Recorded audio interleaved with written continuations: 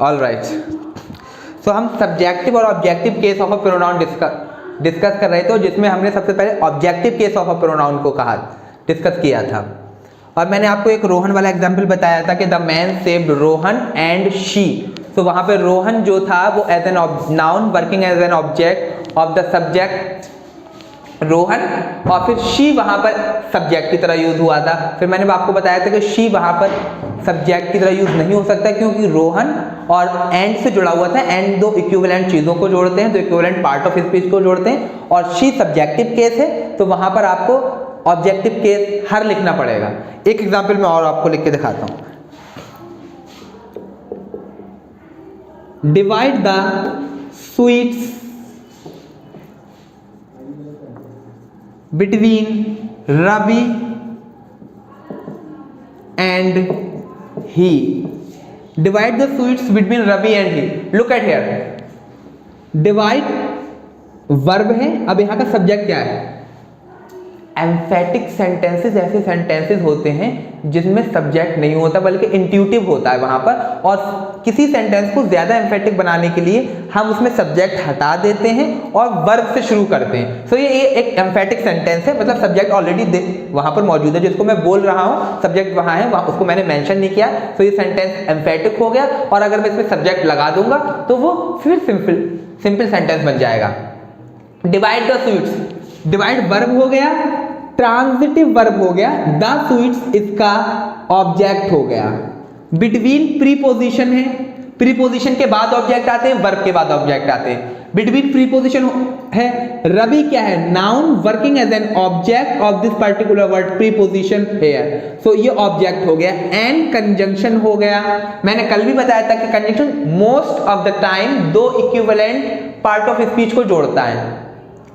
ये जो सब्जेक्ट है, इसके सब्जेक्ट वहां पर यहां कुछ होगा जो मैंने मेंशन नहीं किया है क्योंकि एम्फेटिक सेंटेंस है। और ये बिटवीन है। बिटवीन का जरूरी नहीं है कि सिर्फ एक ही ऑब्जेक्ट हो, एक से ज्यादा भी ऑब्जेक्ट हो सकते हैं, ठीक है। तो देखिए, एक तो ऑब्जेक्ट यहाँ पे रवि हो गया, और बिटवीन के बाद हमेशा ऑब्जेक्टिव केस आते हैं। अगर दो ऑब्जेक्टिव केस होंगे तो हम उसको किसी कंजंक्शन से ऐड कर देते हैं। तो ये तो एंड कंजंक्शन हो गया। रवि ऑब्जेक्टिव केस है, ही क्या है? ये तो सब्जेक्टिव केस हो, सब्जेक्ट है, और प्रीपोजिशन के बाद हमेशा ऑब्जेक्टिव केस आते हैं, तो ही का ऑब्जेक्टिव केस क्या हो जाएगा? हिम। तो divide the sweets between Ravi and him. Ravi is a noun working as an object of this particular word preposition and which is joined by another word conjunction and, और यहां पर फिर him आ गया, ठीक है। इसको नोट डाउन कर लीजिए। ऑलराइट, सो अभी तक हमने सारे objective cases of a pronoun पढ़े। अब मैं आपको कुछ ऐसे वर्ड्स लिखूंगा जो वर्ब भी हैं और प्रीपोजिशन की तरह काम करते हैं, और शायद जिनको आप पहले सिर्फ और सिर्फ एज ए वर्ब ट्रीट किया करते थे। सो अगर कोई वर्ड प्रीपोजिशन की तरह काम कर रहा है तो उसके बाद ऑब्जेक्टिव केस आएगा, और वर्ब की तरह काम कर रहा है तब भी ऑब्जेक्टिव केस आएगा, ठीक है। तो पहले मैं कुछ वर्ड्स लिखता हूं जो नाउन, वर्ब और प्रीपोजिशन दोनों होते हैं। लाइक, अनलाइक, एक्सेप्ट, ये दोनों तो अभी बताऊंगा, ये दोनों वर्ब भी है, प्रीपोजिशन भी है। Accept,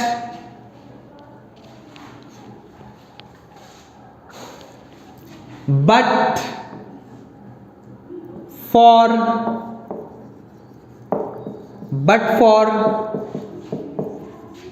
accept for. देखिए, बहुत इंपॉर्टेंट पार्ट है ये। कुछ ऐसे वर्ड्स हैं जो डुअल नेचर के हैं। Dual nature in the sense कि जो एक पार्ट ऑफ स्पीच से ज्यादा वाला नेचर शो कर सकते हैं। लाइक जो है वो वर्ब भी है और प्रीपोजिशन भी है। अनलाइक वर्ब भी है और प्रीपोजिशन भी है। और अब आप ये देखिए,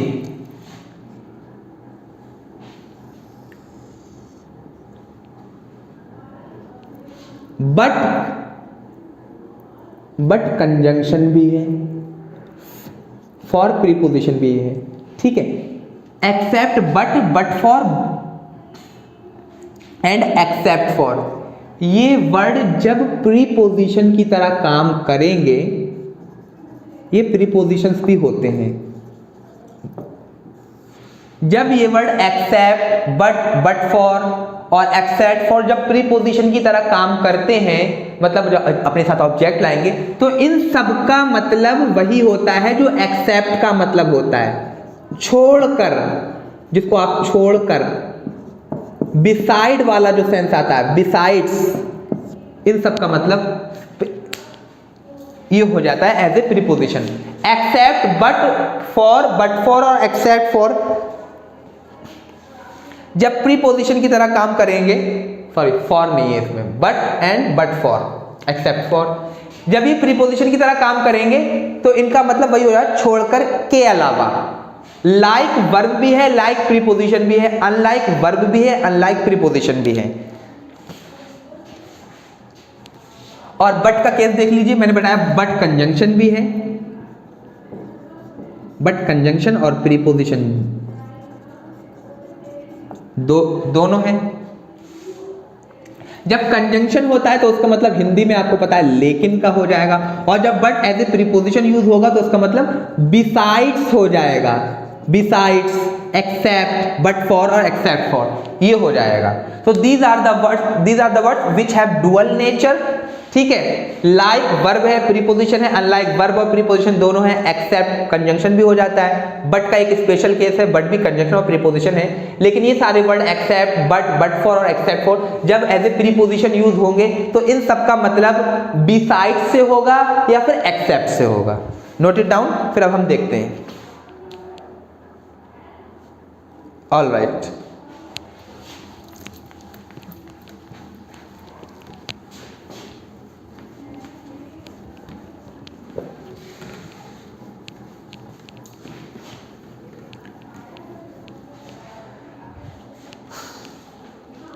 अब आप देखें,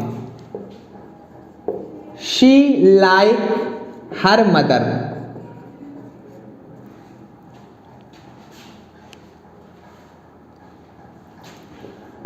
she like I is intelligent. पे टेंशन ओवर है। She like her mother, she like I is intelligent. गलती क्या है? अगर कोई, मैंने बताया लाइक प्रीपोजिशन और वर्ब दोनों है, सो अब क्वेश्चन ये आता है कि ये लाइक यहां का प्रीपोजिशन है या फिर वर्ब है। अगर प्रीपोजिशन होगा तो सब्जेक्ट के बाद तो प्रीपोजिशन नहीं आते, प्रीपोजिशन तो बाद में आते हैं, सब्जेक्ट के बाद तो यूजुअली वर्ब आती है, ठीक है। सो यहां का like, she like her mother, यहां पे सेंटेंस क्या दे रहा है कि she is fond of her mother, she used to love her mother, she is used to love her mother, she like her mother, मतलब यहां का लाइक प्रीपोजिशन तो नहीं है, ठीक है, क्योंकि सब्जेक्ट के बाद प्रीपोजिशन नहीं आते हैं। अब बात देखिए, हर तो ऑब्जेक्ट आ गया, ऑब्जेक्ट प्रीपोजिशन का भी हो सकता है, वर्ब का भी हो सकता है। आप कहें सर हर ऑब्जेक्ट है और प्रीपोजिशन, हम इसको ये भी तो कह सकते हैं कि प्रीपोजिशन है, क्योंकि प्रीपोजिशन के बाद भी ऑब्जेक्ट आता है, वर्ब के बाद भी ऑब्जेक्ट आता है। लेकिन मैंने आपको बताया कि सब्जेक्ट के बाद तो वर्ब, प्रीपोजिशन आते नहीं है। अब बचा क्या? वर्ब। ऑलराइट, सो ये वर्ब है। अब she like her mother, subject is singular here and the verb depends upon the singularity or the plurality of the subject. If the subject is singular then it will take the singular verb and vice versa. अब subject singular है तो ये अपने साथ singular verb लेगा। Like V1 form में मैंने आपको बताया था कि V1 form of the verb को प्लूरल कंसीडर किया जाता है, प्लूरल माना जाता है। तो आप इसको सही कैसे करेंगे? She likes her mother। अब दूसरे केस में देखिए, she like I is intelligent. फिर बात ये आती है कि लाइक को तो मैंने बताया कि वर्ब भी हो सकती है और प्रीपोजिशन भी हो सकती है, ठीक है, वर्ब और प्रीपोजिशन हो सकती है। सो पहले इंस्टेंट में आपको ये वाली बात पता लग जाना चाहिए कि लाइक चाहे वर्ब हो या प्रीपोजिशन हो, ये मोस्ट ऑफ द टाइम अपने बाद ऑब्जेक्टिव केस लेके आते हैं। सो ये तो आई तो सब्जेक्टिव केस हो गया, तो ये तो गुनाहे कबीरा हो गया, यहां पर तो मी आना ही है, ठीक है, मी आएगा। She like I is intelligent. अब बात ये आती है कि यहां का लाइक वर्ब है या प्रीपोजिशन है। अब आप ये देखिए, ये क्या है? इज क्या है? लिंकिंग वर्ब है, बी वर्ब है, जिसको मैं बी वर्ब बोल रहा हूं, बी वर्ब, बल्कि लिंकिंग वर्ब कह दूं, बी वर्ब है, ये सब्जेक्ट पे डिपेंड करती है। अगर ये लाइक वर्ब हो जाएगा तो इसके बाद एक और वर्ब आ गई। अगर इस लाइक को आप वर्ब कंसीडर करोगे तो एक और वर्ब आ गई, दो वर्ब एक साथ आ गई, तो दो सब्जेक्ट होना चाहिए थे, क्योंकि दो वर्ब दो सब्जेक्ट लेंगी। ठीक है, यहां पर कोई दूसरा कंजंक्शन नहीं जुड़ा हुआ, सब्जेक्ट तो है नहीं, अगर दो सब्जेक्ट होंगे तभी तो दो वर्ब आएंगी। सब्जेक्ट हमारे पास एक ही है, और एक सब्जेक्ट दो वर्ब कैसे ले लेगा?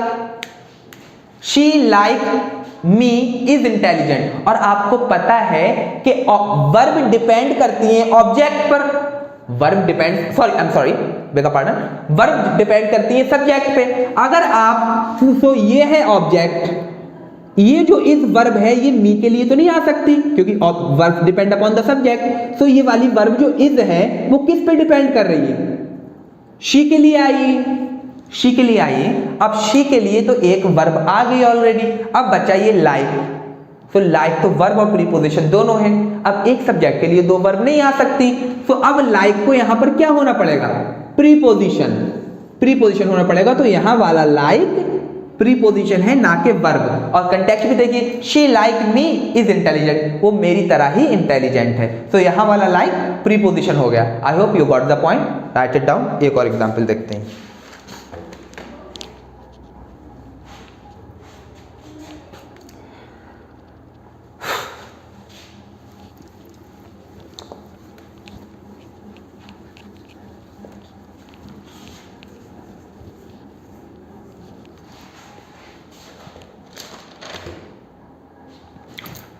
देखिए,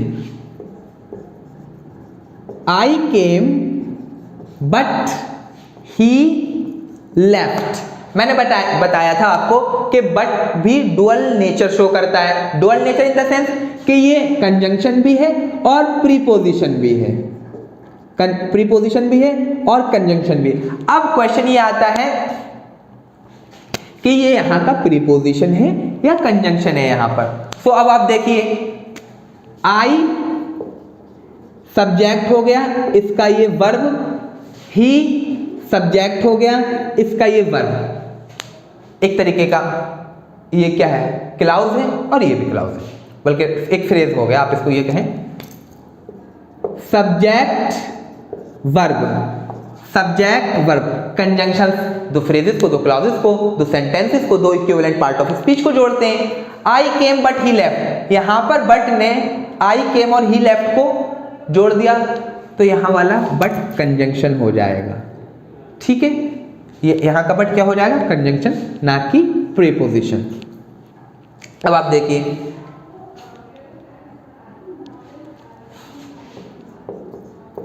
no one can help you but I, no one can help you but I. अब आप देखें, नो वन सब्जेक्ट हो गया,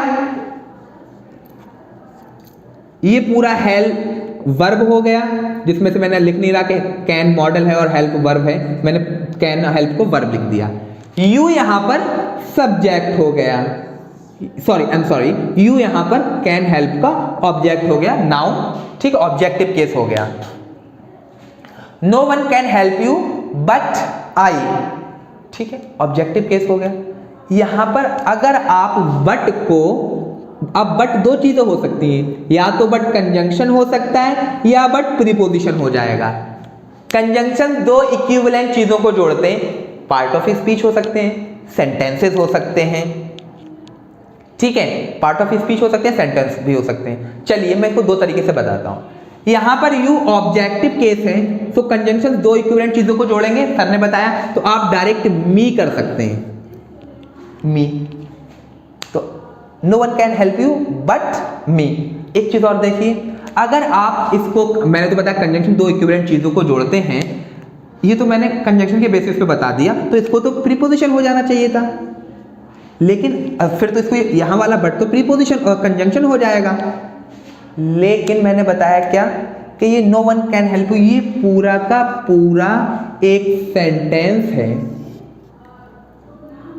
पूरा का पूरा एक सेंटेंस है, और ये अगर मैं इस बट को कंजंक्शन मानूंगा, जब बट को कंजंक्शन मानूंगा तो कंजंक्शन के बाद तो सब्जेक्टिव और most of the time subjective case आते हैं, कंजंक्शन के बाद तो most of the time subjective case आते हैं। यहां पर फिर ये तो सही हो जाएगा सब्जेक्टिव केस में आई, लेकिन अकेला सब्जेक्ट कहीं आता नहीं आता, उसके साथ आपने कहीं सब्जेक्ट सिंगुलर लिखा हुआ देखा है? जनरली सब्जेक्ट या वर्ब आती है फिर ऑब्जेक्ट आता है at least. So no one can help you but I. तो अगर मैं इसको कंजंक्शन मानूं तो फिर ये सब्जेक्टिव केस में रहेगा। इसके बाद कोई वर्ब आनी चाहिए थी, वो वर्ब है नहीं, वो वर्ब नहीं है, क्योंकि ये no one can help you एक सेंटेंस हो गया। इसके बाद भी एक सेंटेंस आता है, क्योंकि कंजंक्शन दो इक्विवेलेंट चीजों को जोड़ते हैं, सेंटेंस भी हो सकते हैं और पार्ट ऑफ स्पीच भी हो सकती हैं। अगर मैं बट को यहाँ पर कंजंक्शन मानूंगा तो ये पूरा सेंटेंस ये हो गया, और इसके बाद एक सेंटेंस आना चाहिए था। सब्जेक्ट तो है सेंटेंस का, लेकिन वर्ब नहीं है, और जब वर्ब नहीं है तो यहाँ पर ये कंजंक्शन नहीं हो सकता वर्ब बट। तो मैं इसको क्या ट्रीट करूंगा? As an preposition. अब यहाँ का बट प्रीपोजिशन हो गया, और प्रीपोजिशन के बाद हमेशा ऑब्जेक्टिव केसेस आते हैं, और आई का ऑब्जेक्टिव केस मी होता है। और मैंने बताया कि जब बट को हम एज ए प्रीपोजिशन यूज करते हैं तो उस केस में बट का मतलब एक्सेप्ट से हो जाता है या एक्सेप्ट फॉर से हो जाता है। So no one can help you but me, it means I am the only one who can help you. ठीक है, तो यहां पर सिर्फ मैं ही मदद कर सकता हूं और कोई आपकी मदद नहीं कर सकता। तो यहां वाला बट प्रीपोजिशन है। आई होप आपके ये समझ में आ गया होगा। All right,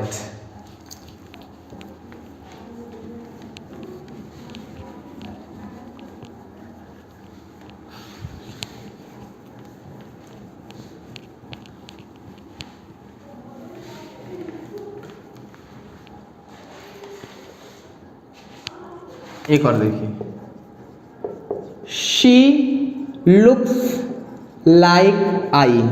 she looks like I, चलिए मार्क कर लेते हैं पार्सिंग के थ्रू। ये सब्जेक्ट हो गया, ये इसका वर्ब हो गया। अब ये बात बचती है, ये प्रीपोजिशन भी हो सकता है और ये वर्ब भी हो सकता है।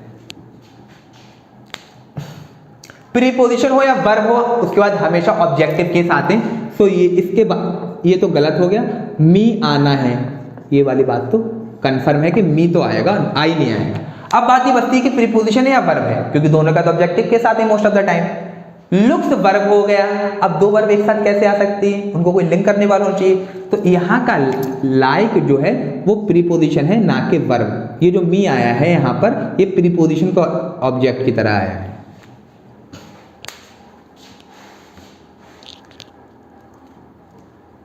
ऑल राइट, सो प्रीपोजिशन के बाद वर्ब और प्रीपोजिशन के बाद ही ऑब्जेक्टिव केस आते हैं, बाकी किसी के बाद नहीं आते मोस्ट ऑफ द टाइम। अगर ऑब्जेक्टिव केसेस आ रहे हैं तो मतलब या तो वो वर्ब होगी या प्रीपोजिशन होगा।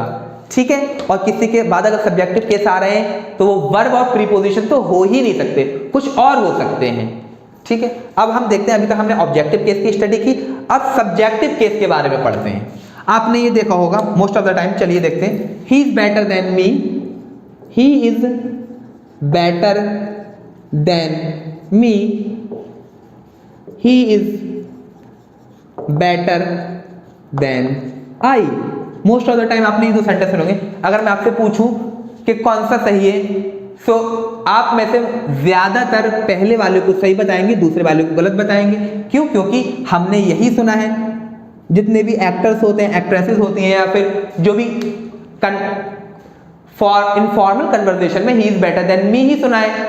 और इंटरनेट भी बेटर देन मी को गलत नहीं बताता है, बल्कि सही बताता है। और आप भी ऐसे कहेंगे कि he is better than me, ठीक है, he is better than I गलत है।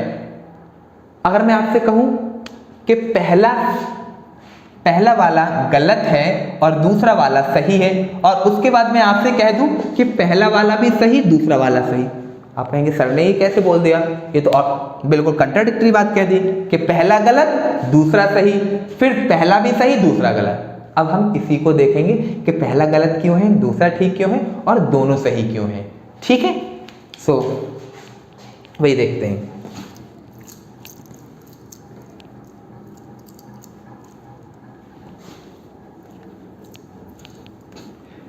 He is better than me and better than I. पहले इस वालों को देखते हैं जिसको मैं बता रहा हूं कि पहला गलत है और पहला सही। अमेरिकन इंग्लिश में और इनफॉर्मल इंग्लिश में ही इज बेटर देन मी बोला जाता है और इंटरनेट पर ही बेटर देन मी बोला जाता है। ये जो वर्ड देन है, अगर बेटर देन मी बोलेंगे तो मतलब मी यहां पर as an objective case use हुआ है, और ऑब्जेक्टिव केस वर्ब के बाद ऑब्जेक्ट, प्रीपोजिशन के बाद ऑब्जेक्ट। जब मी यहां पर as an objective case use हुआ है तो देन तो वर्ब नहीं है, तो अब क्या बचता है कि देन को प्रीपोजिशन होना पड़ेगा, देन को प्रीपोजिशन होना पड़ेगा, तभी तो ये बेटर देन मी ठीक हो सकता है, क्योंकि मी तो ऑब्जेक्टिव केस है आई का, देन वर्ब है नहीं, वर्ब और प्रीपोजिशन के बाद ही ऑब्जेक्ट आते हैं, तो then must be a preposition, preposition के बाद ही ऑब्जेक्ट आते हैं। बहुत ज्यादा सालों तक देन के बारे में एक बहुत सारे राइटर्स के बीच में कन्फ्लिक्ट था कि कुछ राइटर्स देन को प्रीपोजिशन कंसीडर करते हैं और कुछ राइटर देन को कंजंक्शन मानते थे। कुछ राइटर देन को प्रीपोजिशन मानते हैं और कुछ writer, most of the writers than को कंजंक्शन ट्रीट करते हैं। He is better than me American English में और इनफॉर्मल इंग्लिश में या फिर इंटरनेट की लैंग्वेज में बेटर देन मी को प्रेफर किया जाता है, बेटर देन मी बोलते हैं। इनफैक्ट अमेरिकन तो हमेशा बेटर देन मी ही बोलते हैं। अब वो जब बेटर देन मी बोल रहे हैं, अमेरिकन को भी पता है कि प्रीपोजिशन के बाद ऑब्जेक्ट, प्रीपोजिशन के बाद ऑब्जेक्ट आते हैं और वर्ब के बाद ऑब्जेक्ट आते हैं। सो आज जब वो बेटर देन मी बोल रहे हैं तो वहां पर जो अमेरिका में भी पढ़े लिखे लोग हैं, तो वो देन को कंजंक्शन नहीं मान रहे हैं, बल्कि क्या ट्रीट कर रहे हैं, as a preposition, as a preposition treat कर रहे हैं यूएस में। इसी वजह से वो बेटर देन मी बोल रहे हैं। On the other hand England में और जितने भी यूरोपियन कंट्रीज हैं जहां पे इंग्लैंड ने कोलोनाइजेशन किया है, जो कॉलोनी रह चुकी हैं, अंग्रेज देन को प्रीपोजिशन नहीं मानते हैं, बल्कि वो देन को एज ए कंजंक्शन ट्रीट करते हैं। और जब आप देन को कंजंक्शन ट्रीट करोगे तो देन के बाद मैंने बताया कि most of the time subject आता है, या फिर मैंने आपको ये बताया कि ऑब्जेक्टिव केस तो सिर्फ और वर्ब और प्रीपोजिशन के बाद आते हैं, तो किसी दूसरे के बाद तो आ नहीं सकते। अब यूके में देन को कंजंक्शन ट्रीट किया जाता है। इसी वजह से जितने भी इंग्लिश मैन होते हैं, the people of the UK, they say he is better than I. Why they say he is better than I? Because they treat then as a conjunction, not as a preposition. Americans then को preposition मानते हैं। हम सब internet पे जो better than me लिख देते हैं, हालांकि लिख देते हैं, पता नहीं होता इतने लोगों को, वो सब then को बाद me लगा रहे हैं, क्योंकि हम वहां सब then को unknowingly preposition की तरह ट्रीट कर रहे हैं। इंडिया में रह रहे हैं, स्ट्रिक्ट फॉर्मल इंग्लिश में, स्ट्रिक्ट फॉर्मल इंडियन इंग्लिश जो कि यूके की इंग्लिश को फॉलो करती है, वो देन को प्रीपोजिशन ना ट्रीट करते हुए कंजंक्शन मानती है। सो फॉर्मल इंडियन इंग्लिश में देन को आपको कंजंक्शन ट्रीट करना है और देन के बाद सब्जेक्टिव केस ही लेके आना है। So he is better than I, ठीक है। और आप देखिए कंजंक्शन दो इक्विवेलेंट चीजों को ट्रीट करते हैं। He is better than I, इसका मतलब क्या है, he is better than I am, am यहां पर दिया हुआ है, ही एक सब्जेक्ट हो गया, कंजंक्शन दो इक्विवेलेंट चीजों को कंपेयर करते हैं, और आई एक सब्जेक्ट हो गया, इसकी वर्ब यहां पे मैंने नहीं लिखी है, he is better than I am से ही मतलब है। सो आई एक सब्जेक्ट हो गया, दो सब्जेक्ट के बीच का कंपैरिजन हो रहा है। आई होप आपकी समझ में आ गया होगा। सो आपको पेपर में बेटर देन आई मानना है, क्योंकि हम लोग यूके इंग्लिश को फॉलो करते हैं, फॉर्मल यूके इंग्लिश, और एग्जाम में भी यूके इंग्लिश ही पूछे जाती है, ठीक है। So better than I paper में ठीक रहेगा। बेटर देन मी जब आप पेपर निकाल लो तो बेटर देन मी भी यूज कर लेना, बेटर देन आई यूज कर लेना। अगर कोई आपके सामने बेटर देन मी बोल रहा है तो वो उसको तो पेपर देना नहीं है, एमबीए नहीं निकालना, क्लैट नहीं निकालना, तो उसको तो बेटर देन मी बोलने की इजाजत है। लेकिन आप पेपर में बेटर देन आई ही मानेंगे, देन को कंजंक्शन ही ट्रीट करेंगे। आई होप आपके समझ में आ गया होगा।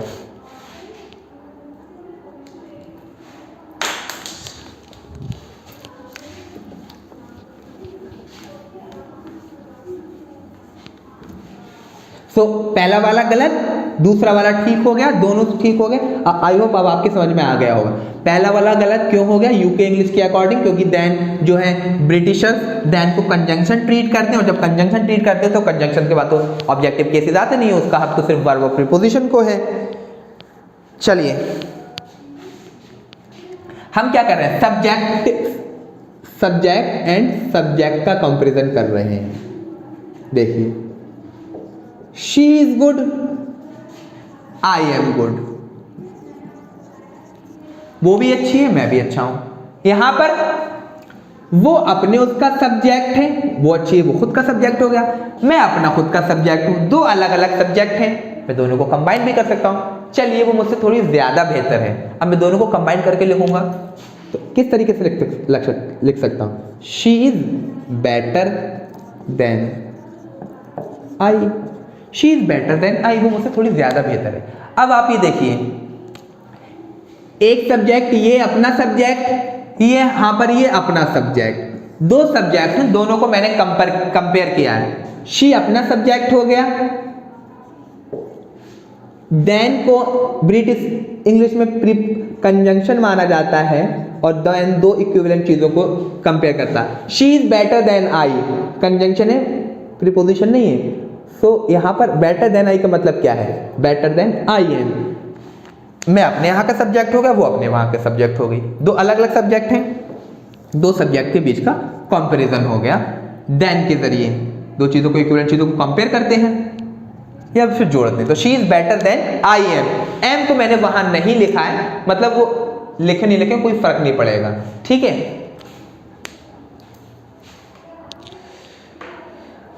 एक और देखिए,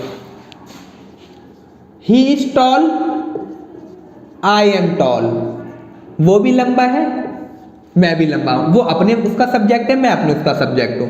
तो अगर आप इसको he is taller than me करेंगे तो देखिए क्यों गलत हो जाएगा, क्योंकि अब तो यहां पर एक सब्जेक्ट आ गया, एक ऑब्जेक्ट आ गया, या फिर ऐसे भी देख लो, देन को कंजंक्शन माना जाता है, एक सब्जेक्ट आ गया, एक ऑब्जेक्ट आ गया। अब आप यहां देखें, एक सब्जेक्ट ये था, एक सब्जेक्ट ये था, आपने जब इसको कंबाइन कर दिया, मिला दिया, तो सब्जेक्ट का नंबर तो चेंज नहीं होना चाहिए, जितने सब्जेक्ट पहले थे उतने ही रहना चाहिए।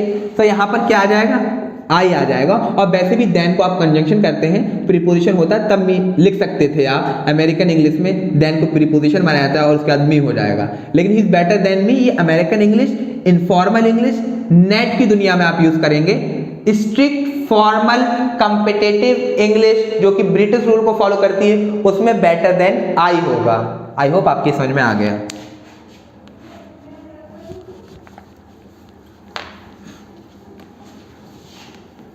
तो अभी हम सब्जेक्ट का कंपैरिजन कर रहे हैं, ये सब पर्सनल प्रोनाउन चल रहे हैं।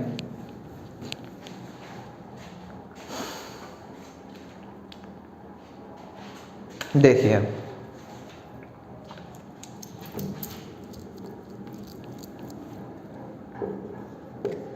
he is as smart as I, me, he, she, और यहां पे him भी कर देता हूं। He is as smart as I, आपको थोड़ा सा पता होगा, as से कंपेयर किया जाता है, इक्विवेलेंट चीजों को कंपेयर किया जाता है। ही क्या है? यहां पर सब्जेक्ट है, ही क्या है? सब्जेक्ट। एज कंजंक्शन है, कंपैरिजन के काम में आता है। दो इक्विवेलेंट चीजों को कंपेयर करते हैं आप, वहां पे एक सब्जेक्ट है, तो एक सब्जेक्ट को दूसरे सब्जेक्ट से ही तो कंपेयर कर सकते हैं, ऑब्जेक्ट से तो कंपेयर नहीं कर सकते। ऑल राइट, आई क्या है यहां पर? सब्जेक्ट। मी क्या है? ऑब्जेक्ट। ही क्या है? सब्जेक्ट। शी क्या है? सब्जेक्ट। हिम क्या है? ऑब्जेक्ट। हर क्या है? ऑब्जेक्ट। तो यहां पर तो सब्जेक्ट है। As is used for comparison, और कंपैरिजन तो इक्विवेलेंट चीजों के बीच में होता है। आपको और मैं, आप और बुक के बीच में कोई कंपैरिजन हो सकता है? नहीं हो सकता। आप और पेन के बीच में कंपैरिजन हो सकता है? नहीं हो सकता। एक सब्जेक्ट एक ऑब्जेक्ट के बीच में कंपैरिजन हो सकता है? बिल्कुल नहीं हो सकता। एक ऑब्जेक्ट ऑब्जेक्ट के बीच में हो सकता है, एक सब्जेक्ट सब्जेक्ट के बीच में हो सकता है। So here the word he is the subject, as and as the pair as is used for comparison। अब जब एक सब्जेक्ट वहां पर है तो ये अपने आप को कंपेयर किसी दूसरे सब्जेक्ट से कर सकता है। तो अब आप देखिए, he is better than I, me तो नहीं हो सकता। क्यों? क्योंकि मी तो ऑब्जेक्ट है। हिम नहीं हो सकता, हिम तो ऑब्जेक्ट है। हर नहीं हो सकता, हर ऑब्जेक्ट है। अब कितने ऑप्शंस बचे? आई बचा, शी बचा और ही बचा। अब ये तो कोई भी हो सकता है, सब्जेक्ट सब्जेक्ट का कंपैरिजन। वो मुझसे बेहतर हो सकता है, वो किसी लड़की से बेहतर हो सकता है, किसी लड़के से भी बेहतर हो सकता है। तो ये वाला भी आंसर हो सकता है, ये भी हो सकता है, ये भी हो सकता है, कोई तीनों हो सकते हैं। He is better than I, better than me, better than she. Me, him और हर नहीं हो सकते, आई, ही और शी हो सकते हैं, क्योंकि आई, ही और शी ही यहाँ पर सब्जेक्टिव केस की तरह यूज हुए हैं और एज कंपैरिजन के लिए यूज होता है। ठीक है, इसी तरीके से मैं आपसे कह दूं she is as good as me नहीं होता, यहां पर कंपैरिजन के लिए यूज करेंगे तो एज गुड एज आई हो सकता है, ही हो सकता है और शी हो सकता है।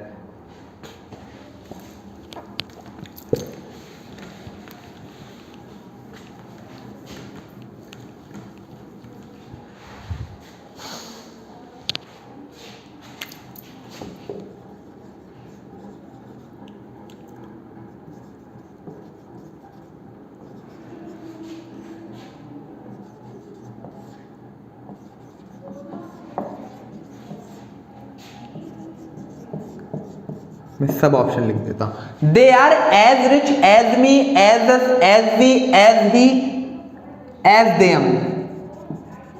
अब आप देखिए, एज और एज कंपैरिजन के लिए होता है। कंपैरिजन दो इक्विवेलेंट चीजों में होता है। दे यहां पर सब्जेक्ट है, दे सब्जेक्ट है। सो मी तो बिल्कुल नहीं हो सकता, ऑब्जेक्टिव केस है। अस नहीं हो सकता, ऑब्जेक्टिव केस है। वी सब्जेक्टिव केस है, ही सब्जेक्टिव केस है, शी सब्जेक्टिव केस है, देम नहीं हो सकता। अब एक चीज मैं आपको और बताऊंगा, यहां पर थोड़ी सी बारीकी वाली बात है, उसको जरा देखिएगा। चलिए, दे सब्जेक्ट है। अब यहां पर भी सब्जेक्ट सब्जेक्ट के बीच में तीन सब्जेक्ट मैंने आपको लिख दिए, वी, ही और शी। कंपैरिजन इक्विवेलेंट चीजों के बीच में होता है। दे कैसा सब्जेक्ट है? प्लूरल भी सब्जेक्ट भी तो है दे, और अभी सब्जेक्ट तो है, that's fine, but they is a plural subject. अब कंपैरिजन भी तो प्लूरल सब्जेक्ट के बीच में होगा।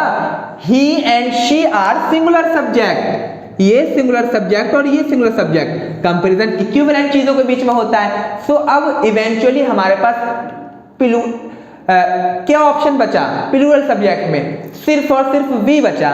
सो इसका आंसर वी हो जाएगा करेक्ट, क्योंकि ये भी प्लूरल सब्जेक्ट है और दे भी प्लूरल सब्जेक्ट है। हालांकि he and she they are also the plural subject, but they are singular subject and they is here acting as the plural subject. यहां पर they in fact it is a plural subject, ये plural subject है, तो plural subject और plural subject का comparison होगा। ठीक है, so they are as rich as we, जितने अमीर वो हैं उतने अमीर हम हैं। वो अपने घर के बादशाह हैं, हम अपने घर के बादशाह हैं। वो अपने वहां के सब्जेक्ट हो गए, हम अपने वहां के सब्जेक्ट हो गए। I hope you got the point.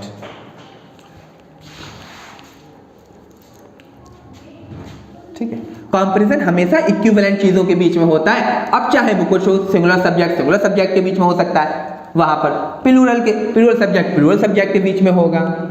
इन सारी चीजों का आपको ध्यान रखना है।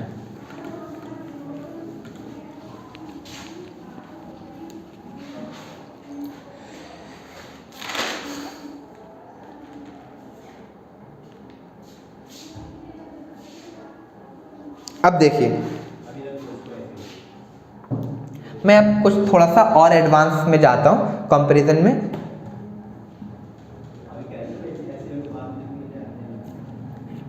अब देखिए, मैं आपको पढ़ा रहा हूं, आप जहां बैठे हुए, मैं किसी और को भी पढ़ा रहा हूं। बहुत सारे लोग पढ़ रहे हैं मुझसे। I am the single subject who is teaching you and other students as well.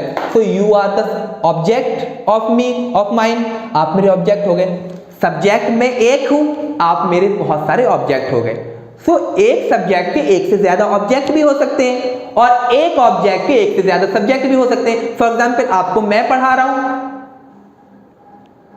Reasoning वाले सर भी पढ़ा रहे हैं, पॉलिटी भी पढ़ा रहे हैं, ऑब्जेक्ट तो आप हैं लेकिन सब्जेक्ट कितने सारे हो गए। सो एक ऑब्जेक्ट के बहुत सारे सब्जेक्ट्स भी हो सकते हैं और एक सब्जेक्ट के बहुत सारे ऑब्जेक्ट भी हो सकते हैं। कंपैरिजन भी हम कर सकते हैं। फॉर एग्जांपल देखिए, मैं यहां लिखता हूं, she respects you and me. She respects you and me. Look at here, the word she is acting here as a subject. In fact she is a subjective case. respects जो है वो transitive verb है। Respect transitive verb है। यहां पर verb के बाद objective case आते हैं, यू का सब्जेक्टिव और ऑब्जेक्टिव केस दोनों सेम रहता है, तो इसका यहां पर यू एक ऑब्जेक्टिव केस हो गया, एंड क्या है, ये कंजंक्शन है और फिर से यहां पर एक ऑब्जेक्टिव केस आ गया। अब आप देखिए सब्जेक्ट कितने हैं, एक सब्जेक्ट है, सब्जेक्ट एक है और सब्जेक्ट के ऑब्जेक्ट कितने हैं, एक ऑब्जेक्ट ये हो गया, एक ऑब्जेक्ट ये हो गया। वो आपकी भी रेस्पेक्ट करती है, मेरी भी रेस्पेक्ट करती है, ठीक है। मैं भी उसका ऑब्जेक्ट हूं, आप भी उसके ऑब्जेक्ट हो। सब्जेक्ट एक है, ऑब्जेक्ट दो हैं। कंपैरिजन आप देख रहे हैं, ठीक है। सो एक सब्जेक्ट के दो ऑब्जेक्ट और एक ऑब्जेक्ट के भी दो सब्जेक्ट हो सकते हैं। अब आप वो वाला देखिए, उसको देखते हैं। She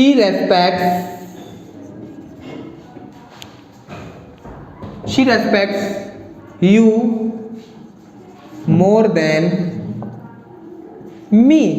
अब आपके दिमाग में पहली फौरन बात आ गई होगी कि यहां पर तो आई हो जाएगा, क्योंकि मैंने बताया ब्रिटिश इंग्लिश में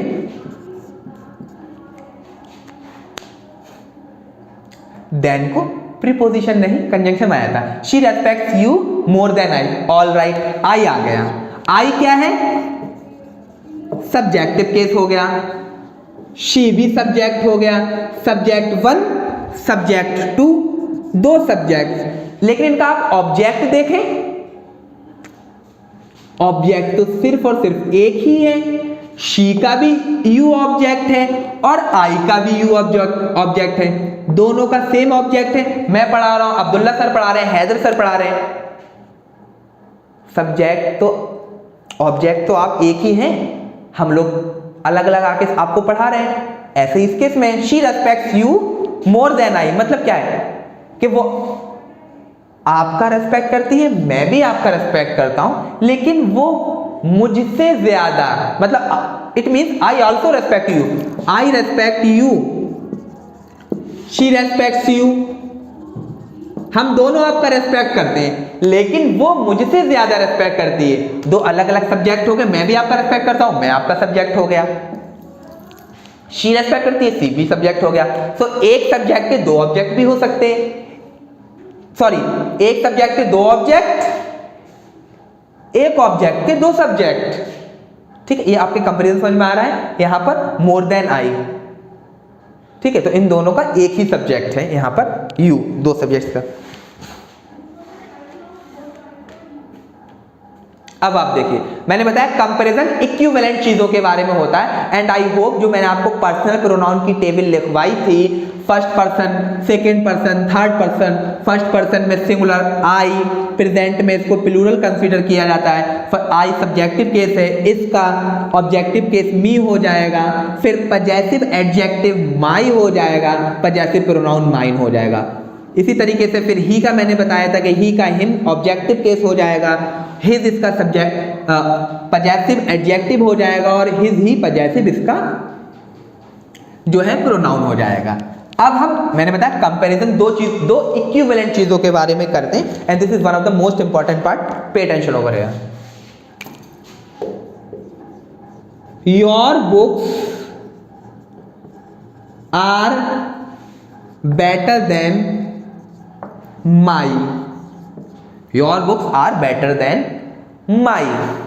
ऑलराइट, योर बुक्स आपकी किताबें, यहां पे बुक्स के लिए, आर बेटर देन माई, मुझसे बेहतर है। किताबें आपसे बेहतर कैसे हो सकती हैं? आप इंसान हो, किताबें नॉन ह्यूमन है, इनएनिमेट ऑब्जेक्ट है। दो एनिमेट और इनएनिमेट ऑब्जेक्ट के बीच में कैसे कंपैरिजन हो सकता है?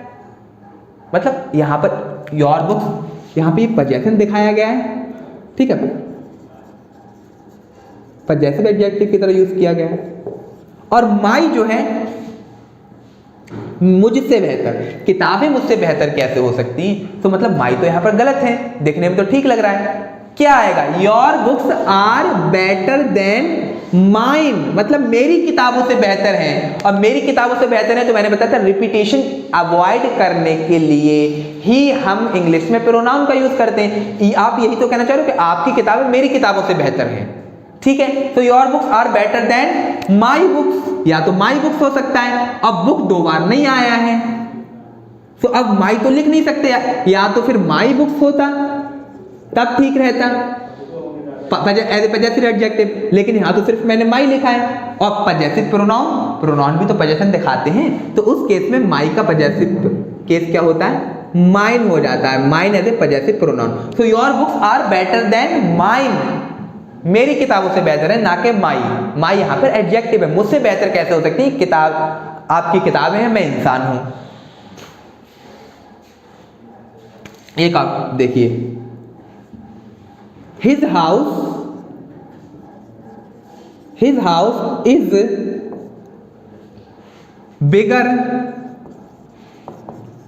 bigger than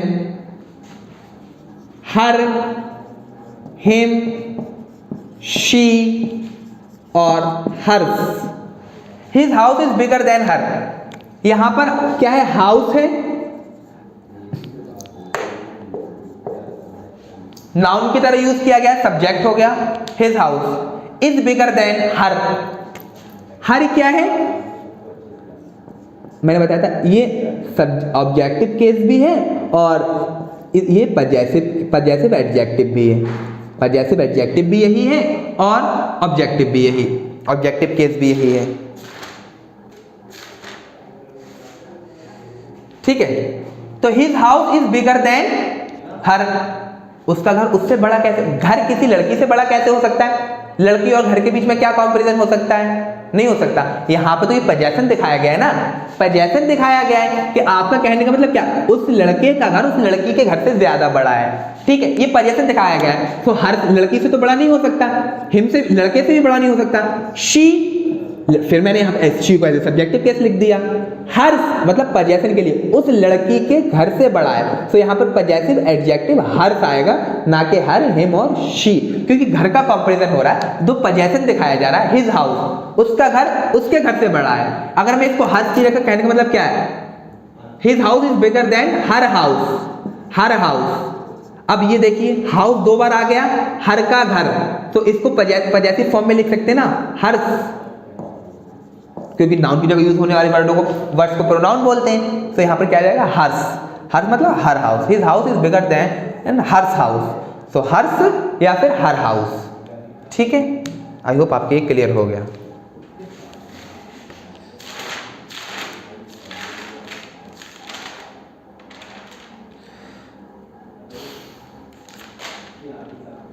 चलिए, मैंने अभी आपको बताया कि सारी वर्ब के बाद, मैंने इनफैक्ट ये बताया था कि वर्ब के बाद ऑब्जेक्टिव केस आते हैं, प्रीपोजिशन के बाद ऑब्जेक्टिव केस आते हैं, लेकिन exceptions are always there and they must have to be taken into consideration, क्योंकि for examination point of view exception से ज्यादा सवाल पूछे जाते हैं। तो वो एक्सेप्शन क्या है वो आप देखिए। एक स्पेशल केस है वर्ब का, बहुत खास वर्ब है जो अपने पास कभी ऑब्जेक्टिव केस नहीं लेती है, बाकी सारी वर्ब्स अपने साथ ऑब्जेक्टिव केस लेती हैं, सिर्फ इस वर्ब को छोड़ के, ठीक है। बी वर्ब, बी एक स्पेशल वर्ब है जिसके बाद कभी भी ऑब्जेक्टिव केस नहीं आएगा, point to be noted. Be is the only verb which never takes objective case after it. और आप सब लोगों को पता है वॉज,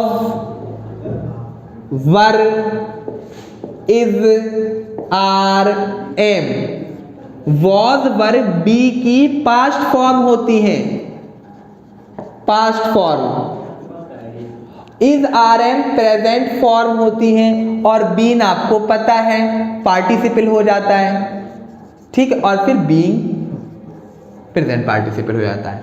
सो अगर आप कहीं was were is are am या बीन लिखा हुआ देखें, मतलब ये भी बी की ही फॉर्म है, बी ही है, वेरिएटेड फॉर्म्स में है।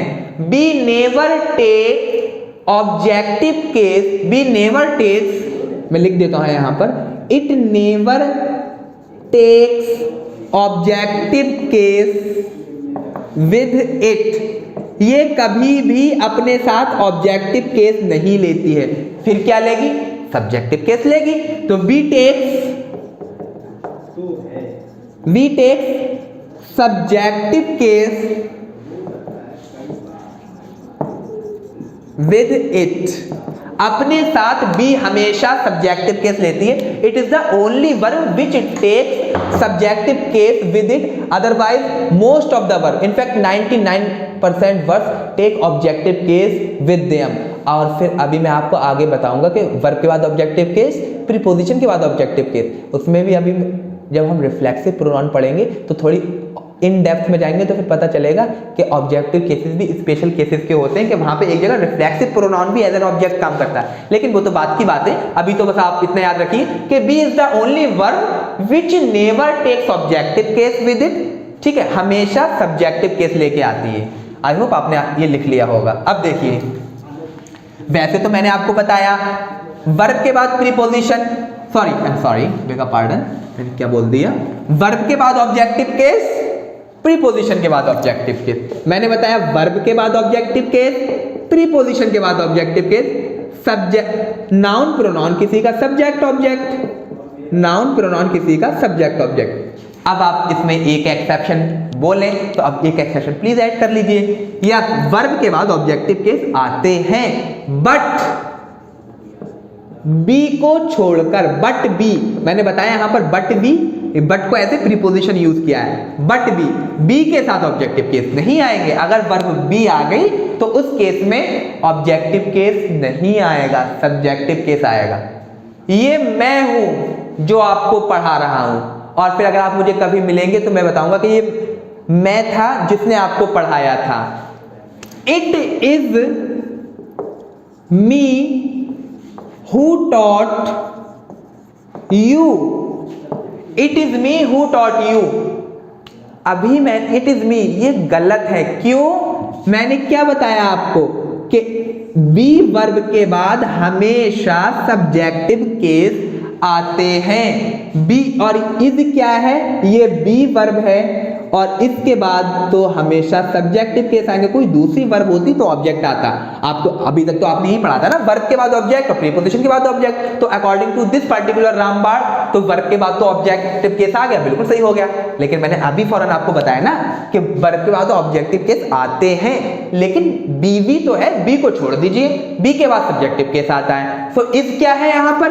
इज तो बी वर्ब है और बी वर्ब के बाद ऑब्जेक्टिव केसेस आते हैं। सो इट इज मी ना होके यहां पर क्या होगा? It is I, it is I who taught you, this is the correct. It is मी बोलते हैं, मैंने फिर बताया कि इनफॉर्मल में तो आप कुछ भी बोल दो, लेकिन जब आप एंट्रेंस दोगे तो उसमें स्ट्रिक्ट फॉर्मल यूके इंग्लिश का पैटर्न फॉलो किया जाता है। इट इज मी। और मैं आपको एक बात और बता दूं कि यहां पर आप most of the time it is I या इट वॉज इसका यूज करते हैं और आप देखेंगे कि इट को आप सब्जेक्ट मान लेते हैं। इट जो है, जब कोई सब्जेक्ट नहीं होता है तो वहां मजबूरी में हमें इट को सब्जेक्टिव नेचर देना पड़ता है, मजबूरी में। सो इट जो है वो एक works as a temporary subject. बहुत ज्यादा गर्मी हो रही है, अब आप इसको कैसे बोलोगे? कौन गर्मी कर रहा है? कोई अपेरेंट सब्जेक्ट तो है नहीं। आप कहोगे सूरज हो रहा है, लेकिन मैं तो नहीं बोलूंगा सूरज बहुत ज्यादा गर्मी कर रहा है, बहुत ज्यादा गर्मी हो रही है। तो इस केस में आप क्या बोलोगे? It is very hot, it is very hot.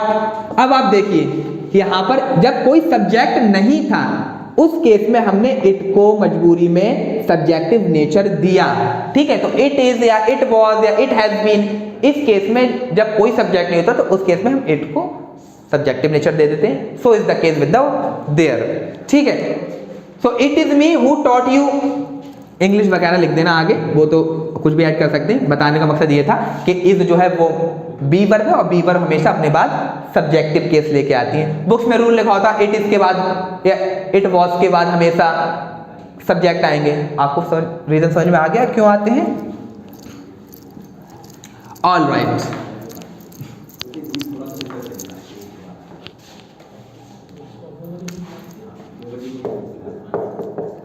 it will be us who will buy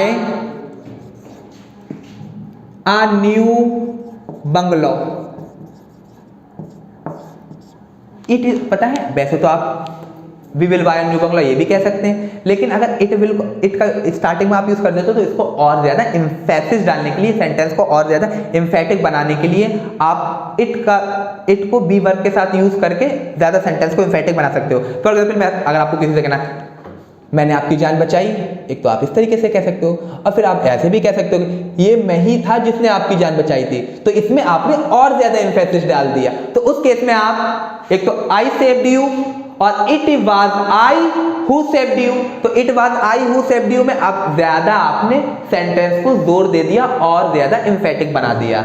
anyway it will be us who will buy a new bungalow. Look at here, be है और मैंने अभी आपको बताया है बी वर्ब अपने बाद हमेशा सब्जेक्टिव केस लेती है। सो अस तो ऑब्जेक्टिव केस है, सो आप यहां डाल दीजिए मी, शी डाल दीजिए, शी लिख दीजिए, ही लिख दीजिए, आई लिख दीजिए। ऐसा लिख सकते हैं? बिल्कुल नहीं लिख सकते। अस ऑब्जेक्टिव केस है तो अब आपको अस की जगह इसी अस का ही सब्जेक्टिव केस सब्स्टिट्यूट करना है, and the subjective case of the word us is we. So it will be we who will buy a new bungalow.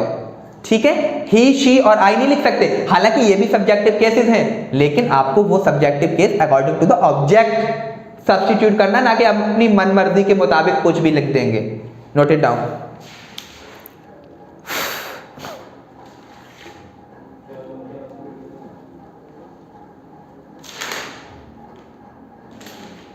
चलिए ये तो अब हो गया। अब मैं थोड़ा सा एडवांस वाला पार्ट बता देता हूं, लेकिन it is not for the examination point of view, सिर्फ आपकी नॉलेज के लिए मैं आपको बता देता हूं। ये एडवांस वाला पार्ट है और सिर्फ नॉलेज के लिए, ठीक है।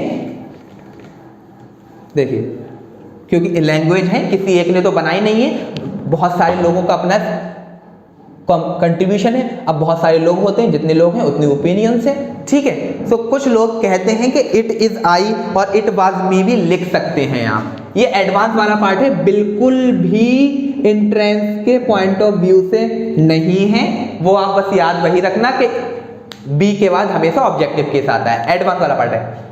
कुछ राइटर्स ये कहते हैं, क्या कहते हैं? आपको ये वाली बात तो पता है, सब्जेक्ट वर्ब ऑब्जेक्ट, मतलब most of the sentences, in fact all the sentences, most of the time means 99.99% end at object, object पे एंड होते हैं। राइटर्स का भी यही कहना है कि ज्यादातर सेंटेंसेस ऑब्जेक्ट पे एंड होते हैं।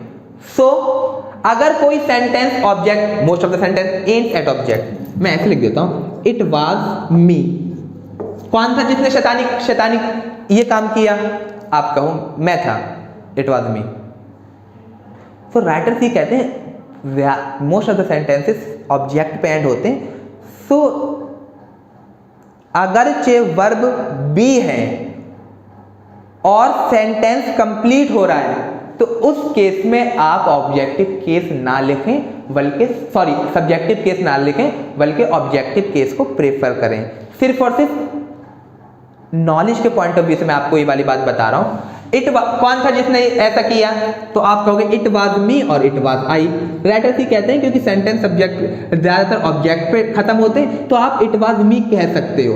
ब्रिटिश इंग्लिश के अकॉर्डिंग इट वाज आई ही आपको करना है एग्जाम में, मी कर दिया तो गलत हो जाएगा सिर्फ, ठीक है। इट वाज मी, ये सिर्फ एडवांस वाला पार्ट है कि सेंटेंस ऑब्जेक्ट पे खत्म होते हैं। राइटर्स का मानना है कि आप उसको ऑब्जेक्ट पे ही खत्म करिए irrespective of the nature of the verb, ठीक है। और चलिए, लेकिन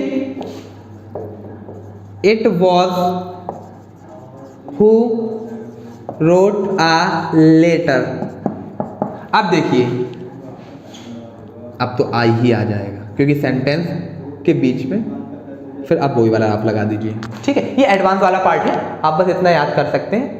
आज के लिए आई होप इतना ठीक है, फिर इंशाल्लाह कल से हम डिमॉन्स्ट्रेटिव प्रोनाउन का देखेंगे, डिमॉन्स्ट्रेटिव प्रोनाउन फिर इंटेरोगेटिव प्रोनाउन।